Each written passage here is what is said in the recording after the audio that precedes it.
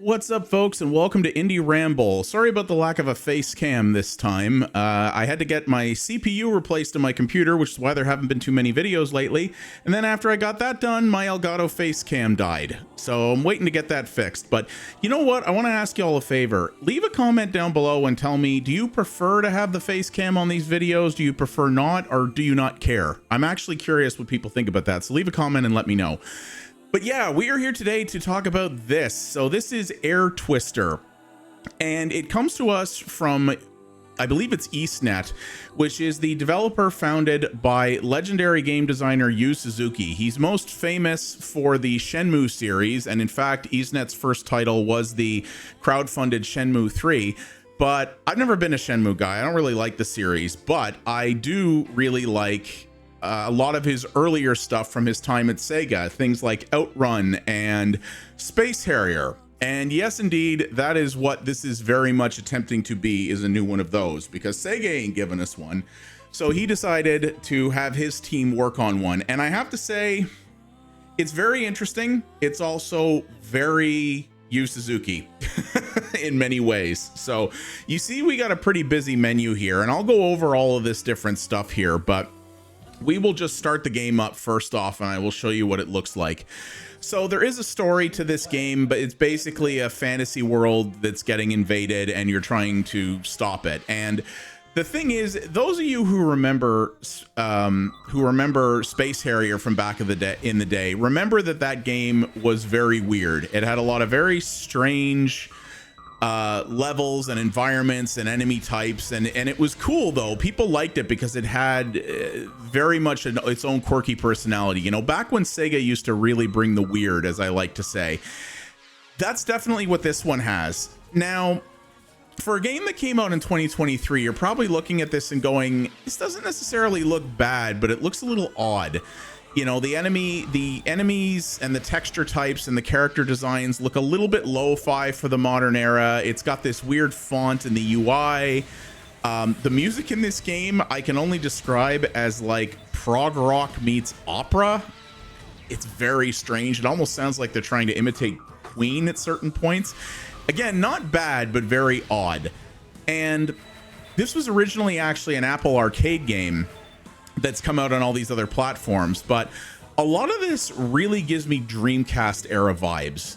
I'm curious if you agree with that. Again, let me know down below. But I was thinking, like, does this more resemble a PS2 game or a Dreamcast game? And I think with the oddness to it, it definitely feels more Dreamcasty to me. And I don't say that as a bad thing. But also, you know, the graphic style, especially in the modern era, is probably not going to be for everybody. I don't mind it. I think it's cool. This is not a game. This is very much a fantasy thing, much like Space Harrier. You're not supposed to equate the visuals and stuff in it to any kind of real world thing. It's very fantasy and strange, and I like that about it. Again, I do like games that are able to bring the weird in interesting ways. And well, as you can see, this plays a lot like Space Harrier. It's kind of a rail shooter. Basically, you have two different ways you can do it. Now, I'm playing this on the PC with the mouse, and it's definitely, I would say that it's playing with the mouse is definitely the way to play it. It's also a lot easier if you play it with the mouse as compared to a controller, because you have much more finesse over your controls here. But you see, we have a target here, and what you can do is you can use the target by holding down the fire button. You can use the target, actually you don't even have to hold down the fire button. You can sort of paint targets with it, which will lock on multiple targets, and you can unlock the ability to lock onto more at once. And then basically you press your fire button or let go of it, and you shoot out a blast to them. You can also hit the fire button more quickly, and you'll see your bullet color is different.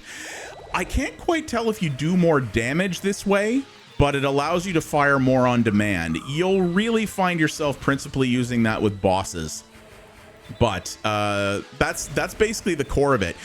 You only have one weapon. You do have different power-ups that you can unlock and utilize over the course of the game, and you can unlock more uses of them as well. Like in this case, we have sort of a bullet time slow-mo thing here. There's a limited amount of times through the whole game you can use that, so you want to time it appropriately. There are a decent number of levels in this, plus a couple of bonus stages, but you can get through a run of the game fairly quickly. And I have to admit that after buying very few upgrades, I never found this particularly hard. Even the first time I played it, I got like 2/3 of the way through the game before I finally hit a continue prompt. And once I upgraded some more, I was able to, like my last run of this, I was able to complete the game in one go on, you know, the default difficulty settings here. So I'm not going to spoil too much of this, but every stage is very different and has very unique enemies and bosses. But like I said, especially Space Harrier was hard in a punitive sense because it was an arcade game that wanted your money, right? It was hard the way old school arcade games were. This doesn't have to be that hard, far from it, but I do feel like to a point it's gone too far in the other direction. It just feels like it's fairly easy to do, and they want you to do repeated runs of this, and I'm going to show you why in a little bit. So you're going to be expected to go through this a lot, but at a certain point, and not that far in, you can just kind of play the whole thing on autopilot, as you can see here almost. You can just sort of mash your way through it, and you'll be able to load yourself up pretty well, and that's kind of a disappointment. But yeah, I don't want to, you know, half of the coolness of these games is how weird these stages look, so I don't want to spoil all of that for you. But yeah, it's just it's got a very interesting style. I don't think it's going to be for everybody, because I think some people will say it looks kind of dated, and you're not entirely wrong, really. But yeah, so you can see we got all kinds of things we can look at here. There's a world guide in this that like goes into a surprising amount of detail actually about the stories and the types of enemies there are and the types of creatures and weapons and all sorts of stuff here. I'm kind of shocked, actually, the amount of detail they went into. I mean, that, you know, that's cool. I appreciate that. But yeah, they put a lot of effort in, more than you might think. But this is one of the main things. So you might have seen I was picking up all these stars throughout the game, right? So this has almost like this has a crazy upgrade and unlock system here. So you can see I've done 3 islands, actually almost 4 islands, but there's 3 more beyond that. There are a crazy amount of things you can unlock here. Some of these are very small, and to be honest, most of them are cosmetics. You do have a lot of ability to customize your character, but there's no online function in this, so it's really for your own interest. But these big ones here allow you to unlock different types of upgrades and special weapons and things like that. So you can unlock different weapons that you can choose to play with, and you can also unlock like I said, the ability to lock onto more types of enemies and things like that. Now, this may look rather daunting, but I've only probably put less than 4 hours into this game in total so far. And as you can see, I've done a fair amount of it. So it's not necessarily as big a grind as you might think. And then a lot of these unlocks you can see here, like I said, these are mostly cosmetics, but you can go through all the different categories here. Here's the different guns and what they look like. A lot of this is cosmetic. The actual gun types are done in another menu. But you can change your character's appearance to a frankly pretty significant degree, and credit where it's due. You know, that is pretty impressive. But that's a lot of what you're going to be unlocking through there that you can check through. There's also this thing here called trial tickets. This actually allows you to try out different weapons and abilities in a single game before you've unlocked them. But I've actually already unlocked everything, so I actually can't do anything here. But all this does, and you can take the trial tickets that you've earned and exchange them for more stars if you want, which is kind of nice. But yeah, this allows you to try out different types of things to determine your best play style, but I've already done all that, so there you go. And then there's also daily, weekly, and time limited challenges. These will give you some of them will give you more stars, some of them will give you more cosmetics that you can unlock. And a lot of them are for killing certain numbers of enemies, getting number of different stars, you know, challenge modes. See, play challenge games 4 times, things like that. There's no collect all button. Sometimes you'll have like a dozen or more of these to get, which can be, so scrolling through the list to find them and then doing that can be a little daunting, but it's not that bad. And you get a bunch of stuff out of it, which is kind of cool. But as you can see, this is a fairly extensive list of stuff we got here. So there's a lot you'll get out of that by doing this. And yeah, there's daily challenges every day that will give you more stuff, and these are pretty decent amounts of rewards. You'll also get 500 stars every time you clear the game. So again, you can add stuff up pretty quick.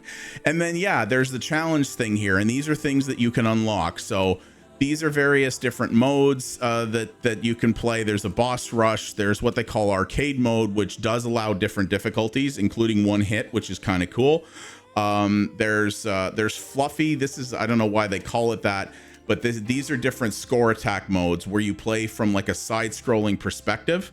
So there's a score attack and also a coin mode. So you can see here, yes, you're flying an elephant. It's Yu Suzuki. Don't ask questions. Just enjoy.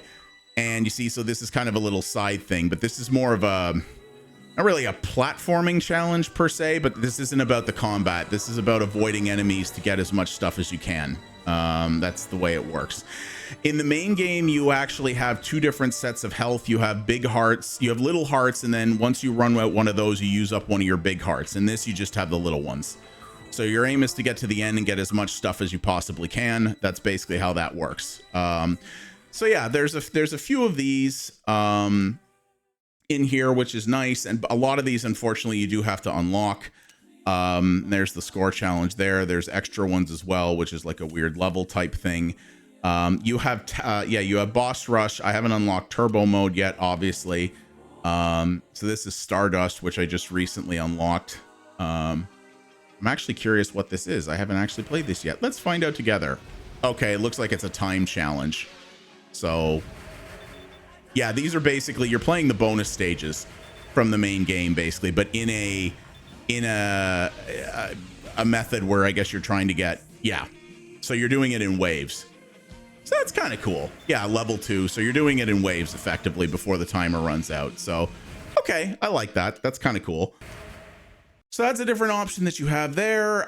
You have this tap breaker thing, which is really strange. This is basically where, let me go into this. So you have two different control types here. And well, look at this. So you get a bunch of number blocks, and your aim here is to, you have to tap them all in order, and you have to do it as fast as possible. What does this, feels like something, an idea that one of the developers kind of had on his lunch break one day and then went, this is kind of cool, I'm going to work on this on my own time. And then they did and implemented it into the game. I mean, it's cool. Is it cool it's here? Yeah, sure. But I don't really see I don't see the big appeal in it, but there are a decent number of levels here you can unlock. You might find it interesting. So they do have that as well. You can definitely see that there's a lot of choices in this, right? And then there's an extra stage, play the high difficulty extra stage and earn rewards. And you can see that all of these things have top scores. Now, there is one major problem with this in that sense, because this is kind of an arcade game with a very much a score attack type of feel, right? And that's the thing. This game has no leaderboards. And when I say no leaderboards, I mean it has no online leaderboards. It doesn't even have local leaderboards. It has a top score for the different modes. And that's basically it. And yeah, no online leaderboards and no online replays. That, with shmup and shmup adjacent games, that's becoming increasingly a big problem for me these days. I mean, I have played pixel art shmups made by a single dev that have online leaderboards and replays. It's not that hard to implement or even to maintain. It's becoming increasingly common, and in a game like this, you know, that's a commercial release by a larger studio, I think that should be an expectation. Because when you base your game around having score as a critical component, the whole reason score exists is for competition purposes. And competing just with yourself in this day and age is not all that interesting when we have technology that makes it fairly easy to allow people to, you know, compete with each other. You know, and I find it just a little, I find that a really, really unfortunate omission. It doesn't make the game bad. It's not even a deal breaker necessarily, but I think that's something that's going to turn off some potential players, and I don't blame people for that. I think this is something that should be there should be an expectation of that kind of thing in this day and age, especially when platforms like Steam have leaderboard integration basically built into their API. So that's something that I think this really should have. They could maybe add it someday if they wanted to, and I really think they should, because I do think they have missed a fairly significant opportunity and a fairly interesting selling point there. I mean, I know some shmup players who will probably either not buy this or wait until it's on deep sale now because there are no leaderboards in it, online leaderboards in it. Replay is not necessarily, but if you can do one, doing the other one is not necessarily that hard either. So that's kind of my thing on that. But so what do I think of this? Is it a good successor to Space Harrier that we've wanted for so long? Yes and no. It plays like Space Harrier. It plays fairly well, actually, I think. I think some of the UI choices and some of the Dreamcast era graphics in a modern game like this are not going to be for everyone. I don't mind it. I think it's kind of cool. I'm glad Yu Suzuki remembered to bring the weird with this. You know, it feels like he still understands and appreciates his SEGA roots with this, right? And that's cool. I really have a lot of respect for that. But this is just not challenging enough. And it would be nice if the core game mode like this had difficulty settings like some of those side modes do, because there are people who are going to want this to be Space Harrier hard, and giving that option I think would be a good idea. And as it stands right now, even as someone who's usually not into super hardcore, you know, super hard difficult games, the fact that after only a couple of hours of play, I've upgraded to the point where I can rip through this game front to back in one credit fairly easily, that just means that it's turned this from more into a cool, challenging arcade game into a bit of a grind fest, because now you're just grinding through this relatively easy campaign over and over again in order to try to get enough stars to unlock everything. And a higher difficulty mode that provided more stars right there would have been cool, you know, reward people for taking on a greater challenge. But as it is now, this starts not too hard and becomes really easy really fast. And I don't think they struck a good balance there between the old school petty hard of a Space Harrier and something more modern that's not quite that punishing but still provides a good challenge. So all of that said, these are all things that could be improved upon with updates. You know, they could add in additional modes. They could patch in leaderboards. That probably won't happen, but it could happen. All these things don't require, you know, a full sequel to implement. They could build upon this. I hope they're going to do that, because I love Space Harrier. I love games like it, and that's another genre where nobody really seems to be trying to do anything in that vein anymore. And I mean, who better to do it than the guy who came up with it, right? But he's definitely retained a lot of the spirit of Space Harrier, but also lost some of what made it cool back in the day as well. And also they've left out a lot of the modern touches and features that I think players should rightly expect with a game like this released in 2023 as opposed to arcades or for the Sega Genesis, you know? But it's very interesting. I'm very glad that this exists, and I do hope, like I've said this before about other games, I do hope this does well enough for them that they can either improve upon it and add more of the things that I think it should have, or at the very least can get themselves the opportunity to make another game and improve upon that more. You know, Shenmue 3 was very controversial for a number of different reasons, and I didn't really care about it anyway because I've never understood why people are into Shenmue. But I was actually really pleased to see that EastNet has decided to do something a bit more simplified like this for their second project, instead of going, you know, let's make another gigantic sort of JRPG open world. Let's do a new Space Harrier. You know, they chose to scale it back a little bit, and that's cool. And that shows that they still understand the roots of that. They didn't try to really reinvent the wheel with it. I just think they, you know, made the car maybe rather than reinvent the wheel, they put the wheel on a car that maybe kind of drives itself a little bit too much. That's a terrible analogy, but you know what I'm talking about. So yeah, that is Air Twister. It is out now on a whole whack of stuff. Space Harrier fans may like it. Just understand it's probably not going to be as hard as you want, and a lot of this game is really based around grinding for stars. There are no microtransactions. There's nothing like that, at least not in this version.